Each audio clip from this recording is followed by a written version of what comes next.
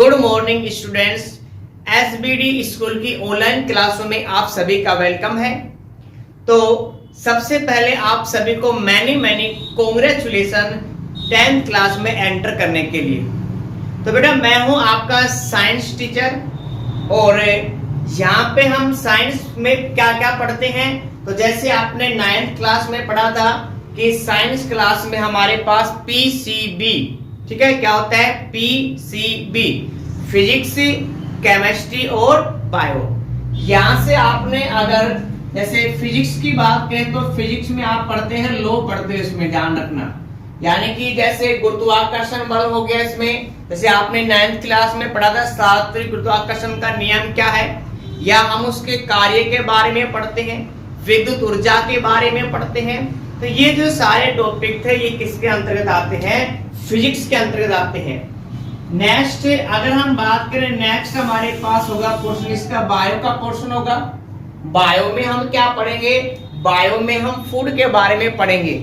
यानी कि जो हमारे पास फूड होता है उसमें कौन कौन से विटामिन होते हैं, क्या क्या उनका फंक्शंस होता है और उनकी कमी से क्या क्या डिजीज होते हैं। क्लियर है। और इसी के साथ साथ हम पढ़ेंगे यहाँ पे कि जितने भी हमारे पास जो खाद्य पदार्थ होते हैं उनमें क्या क्या पदार्थ मिलाए जाते हैं। तो ये तो चैप्टर नंबर आपके फर्स्ट में ही आएगा, इसमें फूड वाले चैप्टर में। इसी के साथ साथ हम पढ़ेंगे इसमें ह्यूमन बॉडी के बारे में, यानी कि ह्यूमन बॉडी कैसे वर्क करती है, क्या क्या इसके ऑर्गन्स होते हैं, क्या क्या उनकी स्ट्रक्चर्स होती है। और इसी के साथ साथ हम क्या करते हैं, उनके फंक्शंस के बारे में पढ़ेंगे। क्लियर है। फिर उसके बाद हमारे पास एक चैप्टर आता है अनुवांशिकी। बायो में एक चैप्टर आता है अनुवांशिकी, जिसमें हम पढ़ेंगे मेंडल्स के बारे में, जो आपने 8th क्लास में पढ़े थे। ठीक है ना। मेंडल्स के नियम क्या क्या होते हैं ये आपने 8th क्लास में पढ़े थे। वही नियम हमें क्या करने हैं, डीपली डिस्कस करने हैं। इसी के साथ हमारे पास नेक्स्ट जो चैप्टर आता है, चैप्टर नंबर 4, उसमें हम पढ़ते हैं जीन्स के बारे में पढ़ते हैं। यानी कि हम पढ़ते हैं प्रतिरोधक क्षमता के बारे में पढ़ते हैं। यानी कि जब कोई शिशु का जन्म होता है तो जन्म के बाद माता को किस चीज का टीका लगाया जाता है, या कितने कितने प्रकार के प्रतिरोधकता होती है। क्लियर है। तो इसी तरह हमारे पास क्या होगी, बायो कंप्लीट हो जाएगी। नेक्स्ट केमिस्ट्री की अगर हम बात करते हैं, केमिस्ट्री की अगर हम बात करते हैं बेटा, तो केमिस्ट्री में हमें 10th क्लास में पढ़ना है एटम के बारे में। जैसे आपने 9th क्लास में डिस्कस किया था कि एटम की डिस्कवरी कैसे होती है, एटम्स के अंदर क्या क्या कंपोनेंट्स होते हैं, क्या क्या पाए जाते हैं भाई एटम्स के अंदर। एटम में न्यूक्लियस होता है और न्यूक्लियस में क्या क्या होते हैं, प्रोटॉन्स और न्यूट्रॉन्स पाए जाते हैं, और इलेक्ट्रॉन क्या करते रहते हैं, चारों ओर चक्कर लगाते रहते हैं। तो हमें क्या करना है, केमिस्ट्री में एटम के बारे में पढ़ना है कि आखिरकार एटम की डिस्कवरी कैसे हुई, और एटम के अंदर जितने इलेक्ट्रॉन्स हैं, प्रोटॉन्स हैं, न्यूट्रॉन हैं, उनकी डिस्कवरी कैसे हुई और उन पे चार्ज कैसा होता है। क्लियर है। इसी के साथ साथ हमें डिस्कस करना है कि जैसे आप एटम की स्ट्रक्चर की बात करते हैं, तो एटम की स्ट्रक्चर में एटम के सेंटर में क्या पाया जाता है, नाभिक होता है। और नाभिक के अंदर क्या मिलते हैं, प्रोटॉन और न्यूट्रॉन मिलते हैं। प्रोटॉन को किससे रिप्रेजेंट करते हैं, P से, और न्यूट्रॉन को किससे रिप्रेजेंट करते हैं, स्मॉल n से।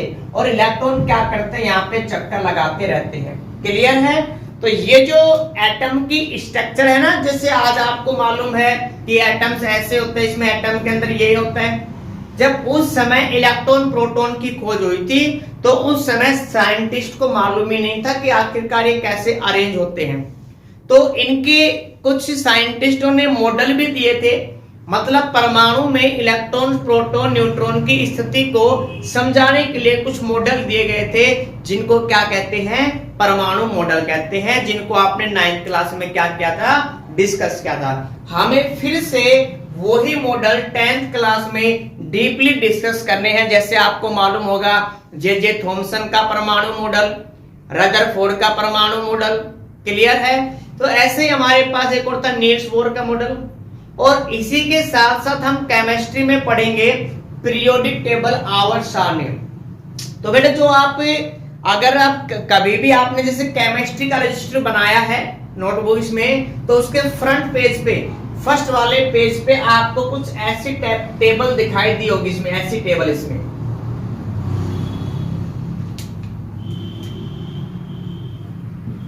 ऐसे इसमें 4 कॉलम होते हैं, ऐसे इस प्रकार से, ठीक है।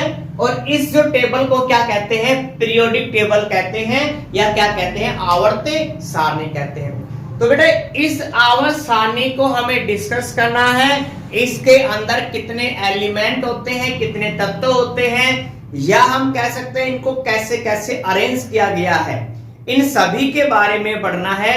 और इस टॉपिक का नाम क्या होगा हमारे पास, परमाणु की संरचना एवं आवर्ती गुणोत्तर। इसमें क्लियर है। इसी के साथ साथ हमें क्या करना है, फिर पढ़ना है हाइड्रोकार्बन के बारे में पढ़ना है। जैसे आपने सुना होगा CH4, जो मेथेन जो गैस होती है ना, उसका फॉर्मूला क्या होता है, CH4 होता है। तो ये सारी जो हमारे पास बातें हैं, यानी कि परमाणु से संबंधित जितने भी हमें डिस्कस करने हैं, वो हमें किस में करने हैं, केमिस्ट्री में करने हैं। क्लियर है। इसी के साथ साथ हमारे पास और भी होते हैं टॉपिक्स, लेकिन फिलहाल हमारे पास हम फोकस कर रहे हैं किस पे, PCB, यानी कि फिजिक्स, केमिस्ट्री और बायो पे। यहाँ पे 10th क्लास में आपको ये बुक एक ही, यानी कि ये तीनों जो पार्ट्स होते हैं ये एक ही बुक में मिलेंगे, लेकिन जैसे ही आप 11th क्लास में एंटर करते हैं वैसे ही आपके पास ये तीनों क्या हो जाएंगे, अलग अलग हो जाएंगे, यानी कि एक ही सब्जेक्ट की आपको एक ही बुक मिलेगी। क्लियर है यहाँ तक। तो ये हमारे पास कुछ इंट्रो था, यानी कि साइंस में क्या क्या हमें पढ़ना है, कैसे कैसे हमारे पास चैप्टर होंगे। तो ये फर्स्ट हमने डिस्कस किया किसके, इंट्रो के बारे में। अब बेटा सबसे इंपॉर्टेंट बात देखो, लॉकडाउन के समय क्लासें या तो नहीं लगी हैं, या अगर लगी भी हैं तो लगभग 0 के बराबर लगी हैं। क्लियर है।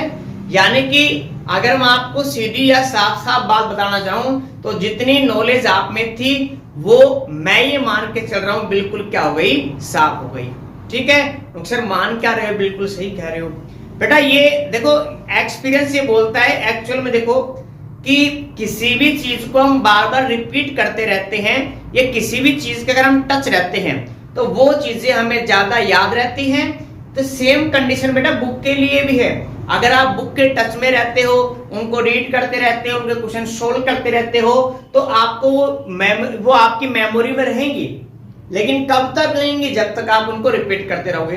तो मैं ये जैसे वास्तविकता क्या है बेटा कि लॉकडाउन के समय या तो क्लासें लगी नहीं है, या अगर लगी भी हैं तो ना के बराबर लगी हैं, तो इसीलिए आपका लेवल है वो बिल्कुल 0 हो गया है, मैं ये मान के चल रहा हूं।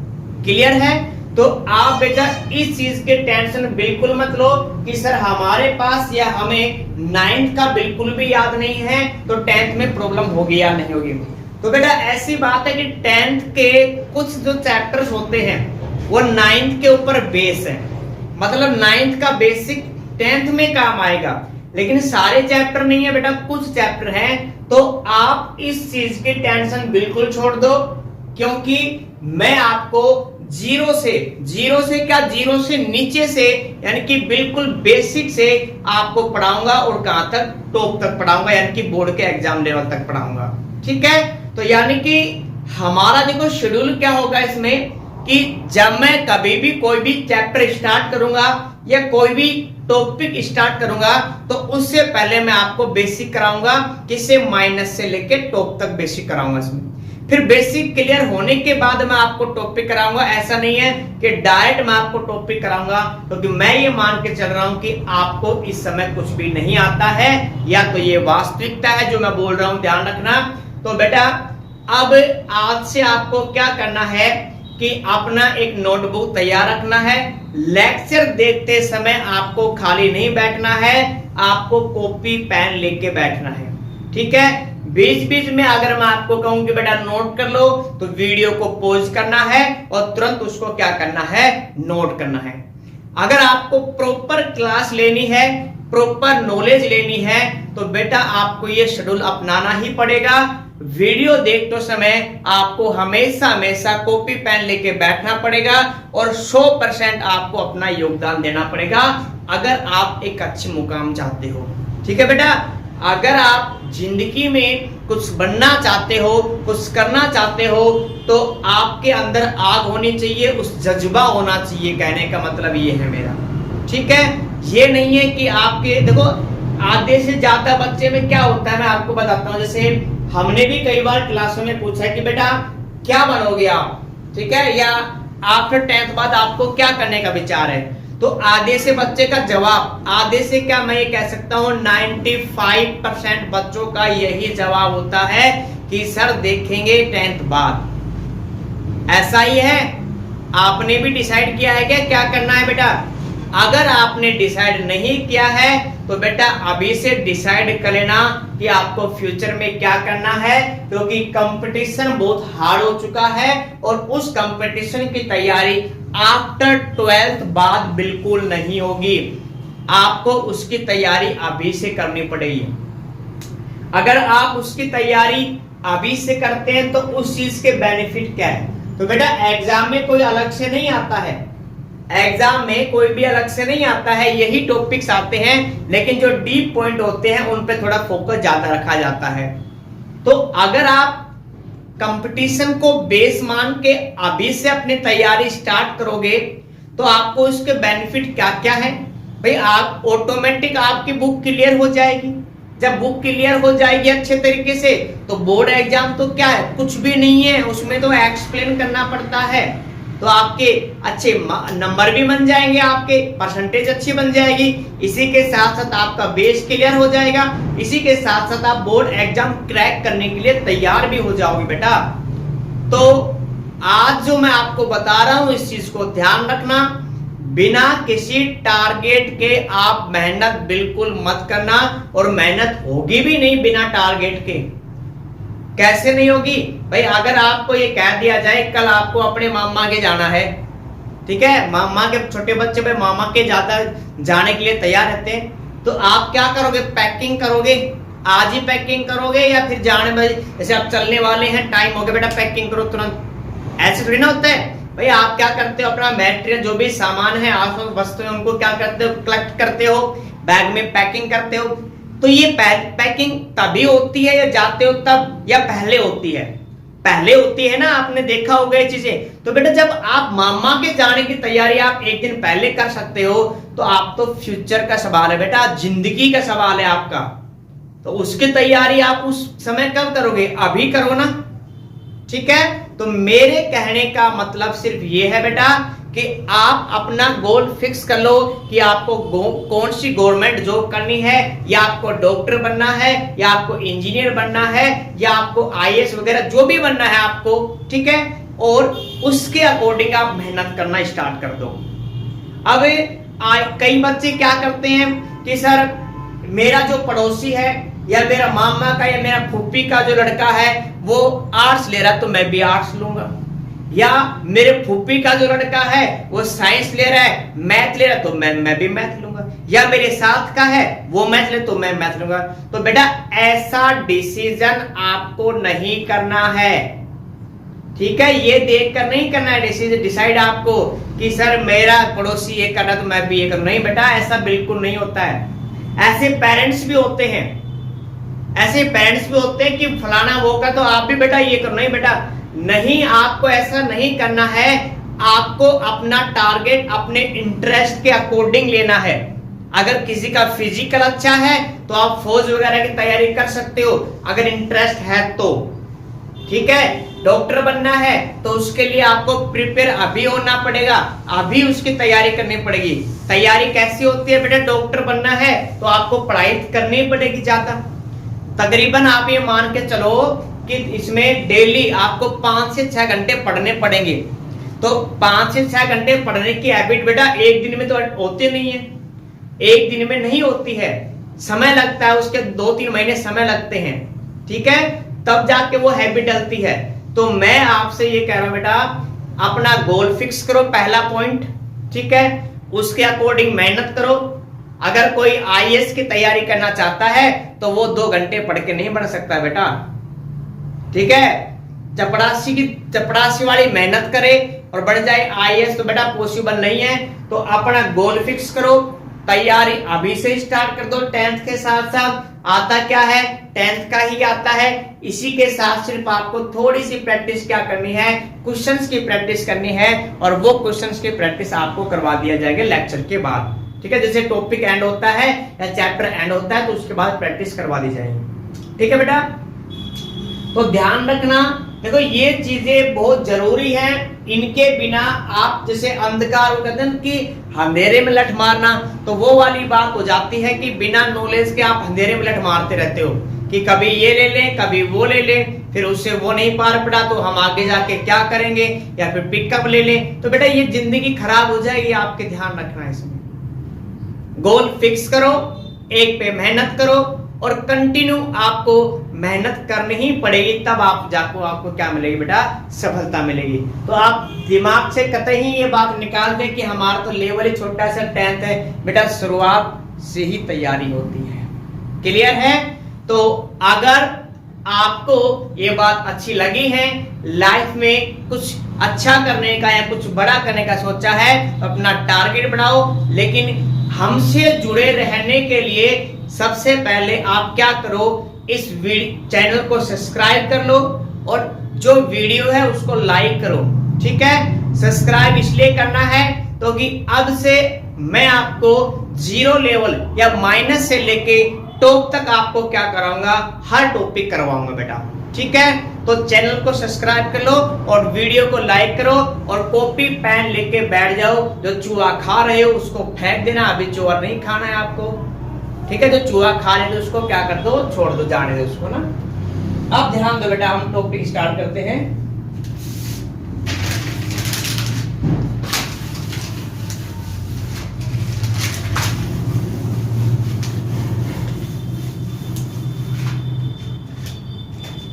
तो बेटा हम साइंस का सबसे पहले केमिस्ट्री का पोर्शन स्टार्ट कर रहे हैं, और केमिस्ट्री के पोर्शन में सबसे पहले हम एक चैप्टर डिस्कस कर रहे हैं जिसका नाम क्या है। तो बेटा सबसे पहले हम साइंस में क्या कर रहे हैं, केमिस्ट्री का पोर्शन स्टार्ट कर रहे हैं, जिसमें एक नया चैप्टर स्टार्ट करने जा रहे हैं, और जिसका नाम क्या है, रासायनिक अभिक्रिया एवं समीकरण। तो बेटा इस चैप्टर को स्टार्ट करने से पहले मैं आपको कुछ बेसिक्स बातें बताऊंगा। अगर आपको बेसिक्स बातें आती हैं तो लगभग आपका चैप्टर 50 से 60% कवर हो जाएगा। कैसे कवर हो जाएगा? क्योंकि इस पूरे के पूरे चैप्टर में रिएक्शन आती हैं, और रिएक्शंस कभी रटी नहीं जाती हैं। रिएक्शन को आपको समझना पड़ेगा, और समझने के लिए बेसिक बातें आपको आनी चाहिए। जैसे एग्जांपल के लिए बेटा हमने लिखा KCl। KCl का नाम क्या होता है बेटा, पोटेशियम क्लोराइड। क्या नाम होता है, पोटेशियम क्लोराइड। इसी तरह BaCl2, और BaCl2 का नाम क्या होता है, बेरियम क्लोराइड। क्या नाम होता है बेटा, बेरियम क्लोराइड। और AlCl3 का नाम क्या होता है, एल्यूमिनियम क्लोराइड। तो हमारे पास 3 यौगिक हैं, पोटेशियम क्लोराइड, बेरियम क्लोराइड और एल्यूमिनियम क्लोराइड। तो यहां से आपको एक क्वेश्चन बनता है कि सर क्या कर रहे हो आप कभी तो 1 Cl ऐड कर रहे हो, कभी आप 2 Cl ऐड कर रहे हो, कभी आप 3 Cl ऐड कर रहे हो। सर हमें कैसे पता चलेगा, ठीक है, हमें कैसे पता चलेगा कि किसके साथ कौन से कितने Cl जोड़ने हैं? तो बेटा इनको कहते हैं अणुसूत्र। तो सबसे पहले हमें अणुसूत्र बनाना सीखना पड़ेगा। जैसे मैंने बोला बेरियम क्लोराइड, तो आपके माइंड में सीधा आंसर आना चाहिए BaCl2। मैंने बोला जिंक सल्फेट, तो सीधा आंसर आना चाहिए ZnSO4।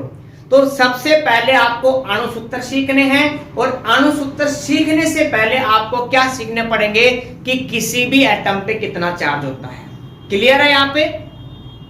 तो हम स्टार्ट करते हैं बेटा, जीरो लेवल से स्टार्ट कर रहे हैं। सबसे पहले हम अपना टॉपिक स्टार्ट कर रहे हैं परमाणु से, या जिसको हम क्या कहते हैं, एटम कहते हैं। तो किसी भी तत्वों का जो परमाणु है उसकी अगर संरचना की बात करें तो उसके सेंटर में क्या पाया जाता है, नाभिक। और नाभिक में क्या होते हैं, प्रोटॉन और न्यूट्रॉन होते हैं। और जो इलेक्ट्रॉन्स होते हैं वो नाभिक के चारों ओर क्या करते रहते हैं, वर्ताकार पथ में चक्कर लगाते रहते हैं। तो नाभिक के चारों ओर वह वर्ताकार पथ जहां पे इलेक्ट्रॉन चक्कर लगाते रहते हैं उनको क्या कहते हैं बेटा, कोष। क्या कहते हैं, कोष कहते हैं, या इनको क्या कहते हैं, ऊर्जा स्तर कहते हैं। क्लियर है यहां तक? तो किसी भी परमाणु में नाभिक के चारों ओर वह वर्ताकार स्थान जहां पे इलेक्ट्रॉन चक्कर लगाते रहते हैं इनको क्या कहते हैं, कोष कहते हैं। क्लियर है इसमें, या ऊर्जा स्तर कहते हैं।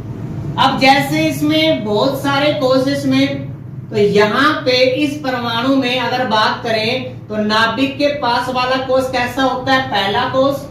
नाभिक के अगले वाला कोष कौन सा होता है इसमें, दूसरा कोष। फिर होता है तीसरा कोष, और इसी के साथ साथ क्या होता है हमारे पास चौथा कोष में। इनको किससे रिप्रेजेंट करते हैं, इनको रिप्रेजेंट करते हैं के एल एम एन के द्वारा क्या करते हैं, रिप्रेजेंट करते हैं। क्लियर है? अभी के एल एम एन के द्वारा क्यों रिप्रेजेंट करते हैं इसको पढ़ेंगे आगे वाले चैप्टर में जब हम डिस्कस करेंगे परमाणु के बारे में। क्लियर है यहाँ पे? अब सबसे पहले यहाँ पे क्या चक्कर लगा रहे हैं, इलेक्ट्रॉन्स। तो यहाँ पे जो ये परमाणु है, इस परमाणु का जो सबसे बाहरी वाला जो कोष होता है, सुनो ध्यान से, किसी भी परमाणु का जो बाहरी वाला कोष होता है उस कोष को हम क्या कहते हैं, बाह्यतम कोष कहते हैं। क्या कहते हैं भाई, बाह्यतम कोष कहते हैं, या इसका एक नाम और होता है संयोजी कोष। तो किसी भी परमाणु में जो सबसे बाहरी वाला, वजन की बात नहीं कर रहा हूं मैं, वैसे भार की बात कर रहा हूं, सबसे बाहर वाला जो कोष होता है उसको बाह्यतम कोष कहते हैं, या उसको क्या कहते हैं, संयोजी कोष कहते हैं। क्लियर है? अब किसी भी परमाणु में जितने भी कोष होते हैं उन कोष में अधिकतम इलेक्ट्रॉन ज्ञात करने का सूत्र। तो किसी भी कोष में, किसी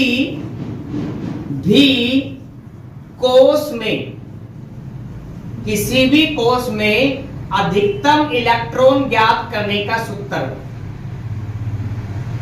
क्या होता है भाई, अधिकतम इलेक्ट्रॉन ज्ञात करने का सूत्र 9th क्लास में पढ़ा था भाई, ये होता है 2n²।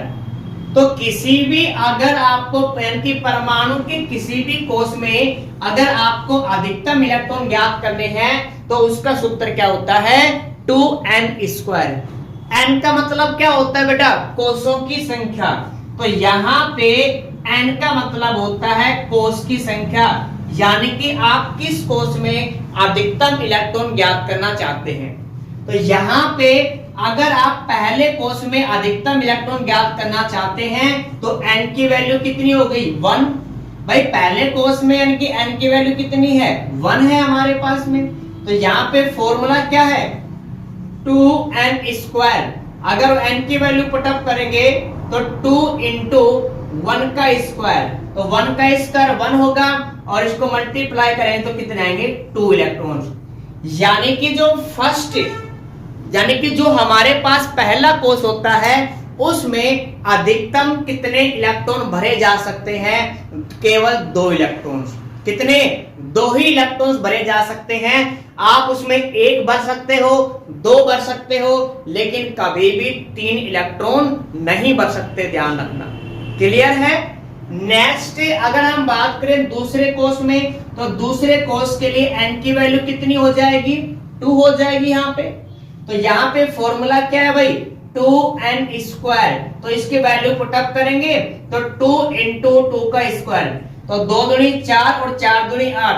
तो यहाँ पे दूसरे कोष में अधिकतम कितने इलेक्ट्रॉन्स आ सकते हैं, 8 इलेक्ट्रॉन्स आ सकते हैं। कितने आ सकते हैं भाई, 8 इलेक्ट्रॉन्स आ सकते हैं। इसी तरह अगर हम बात करें तीसरे कोष में, तो तीसरे कोष का मतलब n की वैल्यू कितनी हो जाएगी, 3, और चौथे कोष का मतलब n की वैल्यू कितनी हो जाएगी, 4। अगर आपको समझ में आया है तो जल्दी से आप इसमें तीसरे कोष के लिए और चौथे कोष के लिए क्या करें, इसमें टोटल इलेक्ट्रॉन की संख्या ज्ञात कीजिए, यानी कि कितने इलेक्ट्रॉन भर सकते हैं। जल्दी से ज्ञात करो भाई।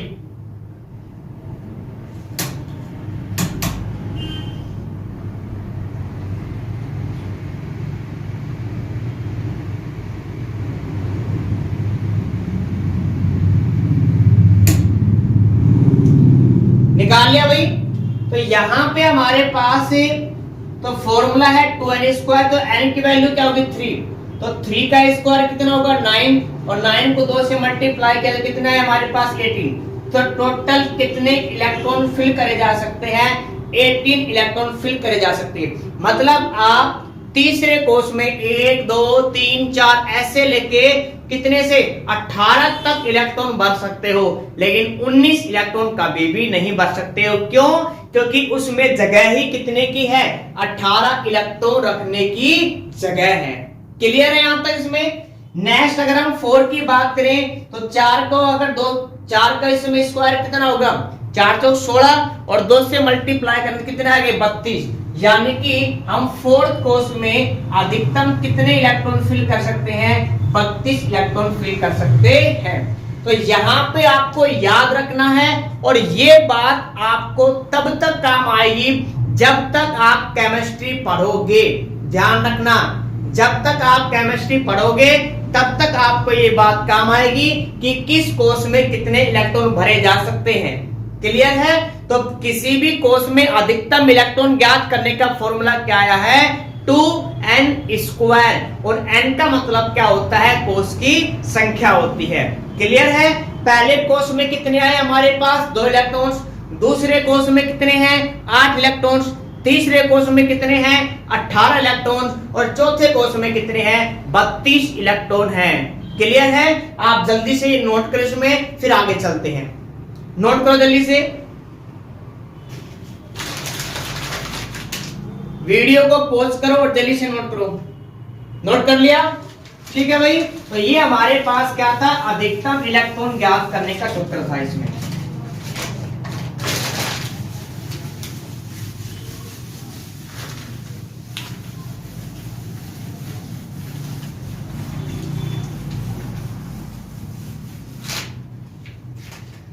अब हम बात करेंगे नेक्स्ट, इसमें एक नियम होता है अष्टक का नियम, जो कि आप डिस्कस कर चुके हो, 8th क्लास में डिस्कस कर चुके, 9th क्लास में अष्टक का नियम। इस नियम को आप 9th क्लास में भी पढ़ चुके हो। क्या है, मैं इसको एक्सप्लेन कर रहा हूं फिर से, कि इस नियम के अनुसार अगर किसी भी परमाणु के बाह्यतम कोष में 8 इलेक्ट्रॉन है, कितने इलेक्ट्रॉन्स, 8 इलेक्ट्रॉन्स हैं, तो वो ना तो इलेक्ट्रॉन त्याग सकता है, ना इलेक्ट्रॉन ग्रहण कर सकता है, और ना ही इलेक्ट्रॉन का साझा कर सकता है। मतलब वो किसी से भी क्रिया नहीं करेगा। तो अष्टक नियम क्या कहता है भाई, कि अगर किसी भी परमाणु के बाह्यतम कोष में कितने इलेक्ट्रॉन्स हो, 8 इलेक्ट्रॉन्स होते हैं, तो वो जो परमाणु होता है वो कैसा होगा, स्थायी। कैसा होगा भाई, हमारे पास में स्थायी होगा, ध्यान रखना। और स्थायी का मतलब क्या है, कि वो किसी से भी क्रिया नहीं करेगा।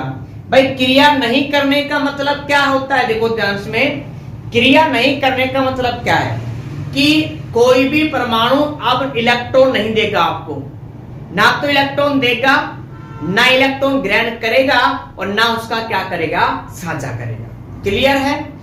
अब अगर हम बात करें सर अगर 8 नहीं है तो, भाई 8 का तो बता दिया आपने कि सर 8 है तो क्रिया नहीं करेगा, लेकिन अगर 8 नहीं है तो जैसे एग्जांपल के लिए आप मेले में गए, तो मेले में कोई भी वस्तु 10 रुपए की मिल रही है और आपके पास 8 रुपए है, तो आप क्या करोगे, उसको एडजस्ट करोगे ना, 2 इलेक्ट्रॉन 2 रुपए क्या करोगे, कहीं से लोगे।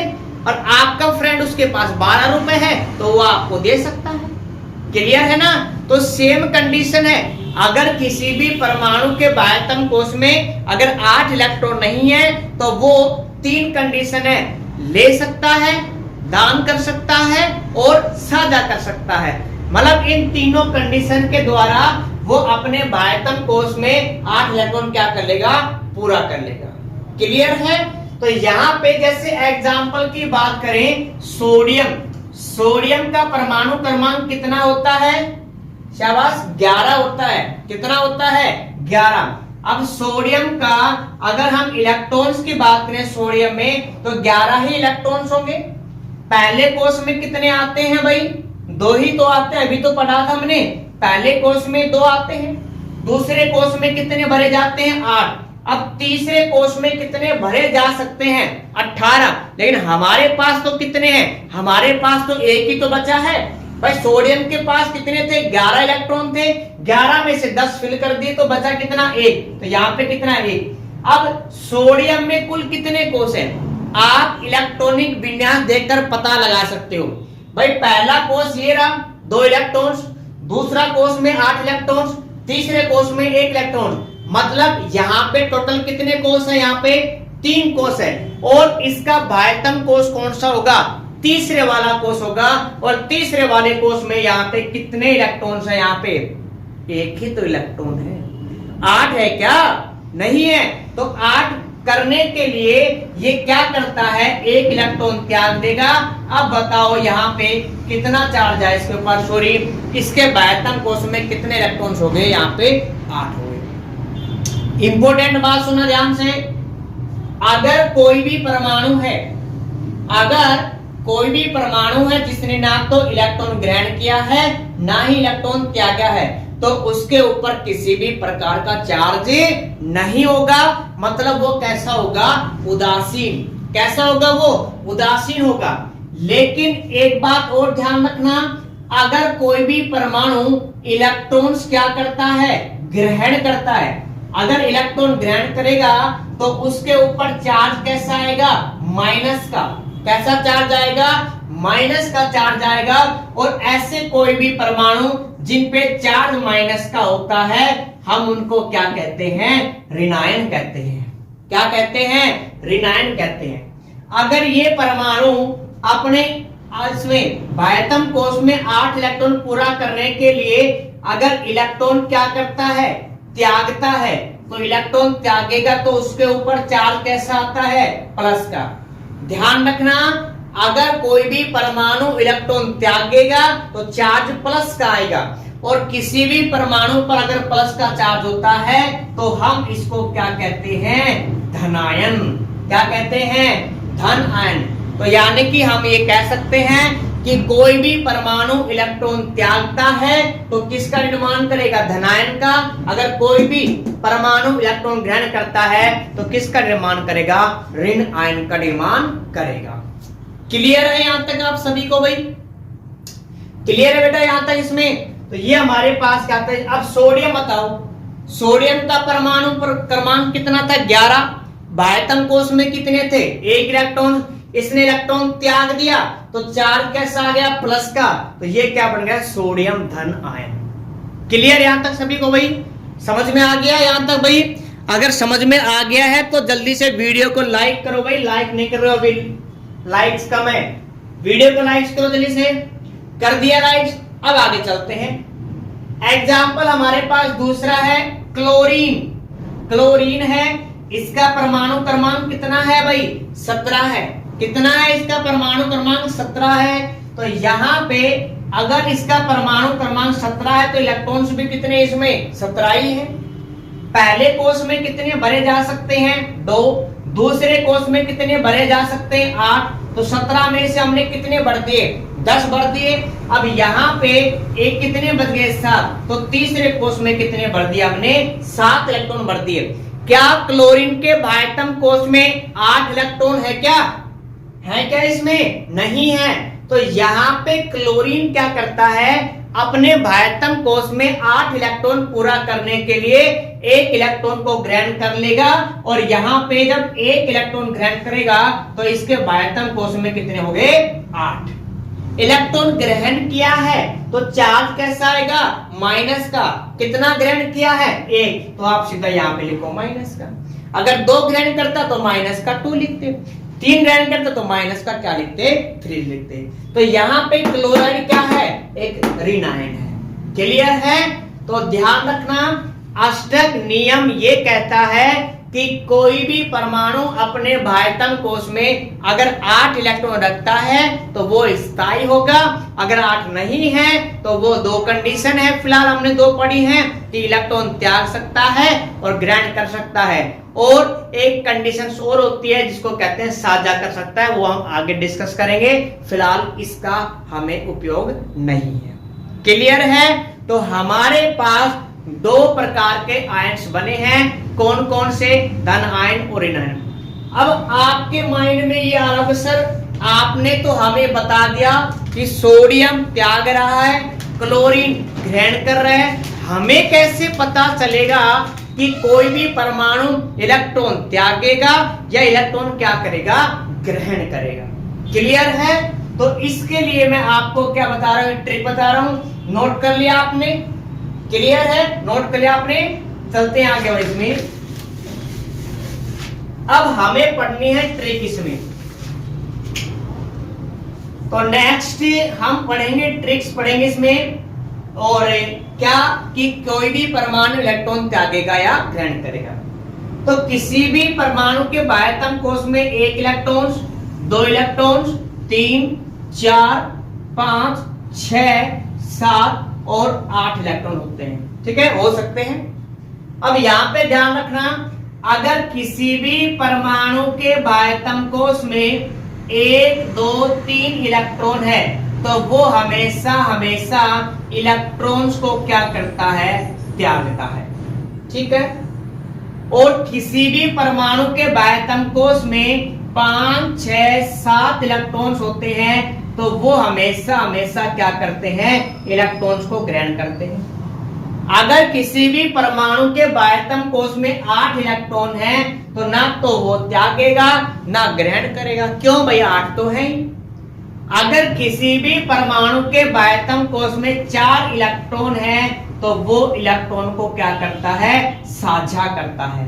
तो ये पॉइंट आपको याद रखना है कि अगर किसी भी परमाणु के बाह्यतम कोश में 1, 2, 3 इलेक्ट्रॉन्स होते हैं तो वो इलेक्ट्रॉन क्या करेगा, त्यागेगा, और इसके ऊपर चार्ज क्या आएगा, प्लस का। किसी भी परमाणु के बाह्यतम कोश में 5, 6, 7 इलेक्ट्रॉन है तो इलेक्ट्रॉन ग्रहण करेगा, मतलब ऋणायन बनाएगा। 8 है तो ना तो त्यागेगा ना ग्रहण करेगा, 4 है तो क्या करेगा, साझा।